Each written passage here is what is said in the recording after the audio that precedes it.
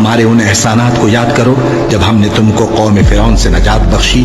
وہ لوگ تم کو بڑا دکھ دیتے تھے، تمہارے بیٹوں کو تو قتل کر ڈالتے تھے اور بیٹیوں کو زندہ رہنے دیتے تھے، اور اس میں تمہارے پروردگار کی طرف سے بڑی سخت آزمائش تھی۔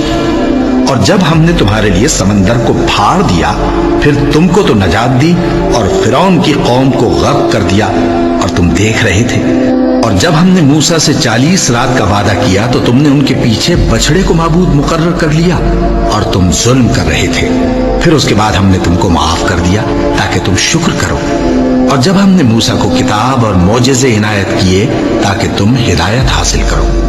اور جب موسیٰ نے اپنی قوم کے لوگوں سے کہا کہ بھائیو، تم نے بچڑے کو معبود ٹھہرانے میں اپنی جانوں پر ظلم کیا ہے، تو اپنے پیدا کرنے والے کے آگے توبہ کرو، پھر اپنوں کو قتل کرو، تمہارے خالق کے نزدیک تمہارے حق میں یہی بہتر ہے۔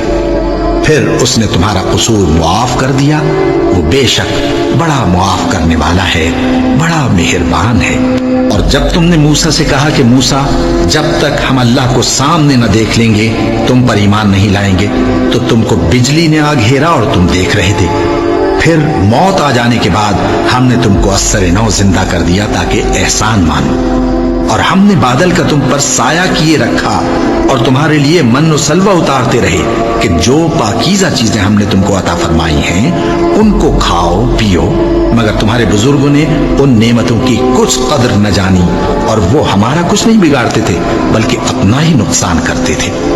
اور جب ہم نے ان سے کہا کہ اس گاؤں میں داخل ہو جاؤ اور اس میں جہاں سے چاہو خوب کھاؤ پیو، اور دیکھنا دروازے میں داخل ہونا سجدہ کرتے ہوئے اور حطوۃ کہنا، ہم تمہارے گناہ معاف کر دیں گے اور نیکی کرنے والوں کو اور زیادہ دیں گے۔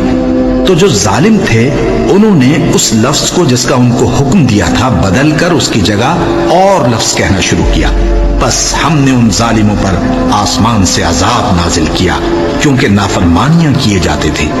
اور جب موسیٰ نے اپنی قوم کے لیے ہم سے پانی مانگا تو ہم نے کہا کہ اپنی لاٹھی پتھر پر مارو۔ انہوں نے لاٹھی ماری تو اس میں سے 12 چشمے پھوٹ نکلے، اور تمام لوگوں نے اپنا اپنا گھاٹ معلوم کر کے پانی پی لیا۔ ہم نے حکم دیا کہ اللہ کی عطا فرمائی ہوئی روزی کھاؤ اور پیو، اور زمین میں فساد نہ کرتے پھرنا۔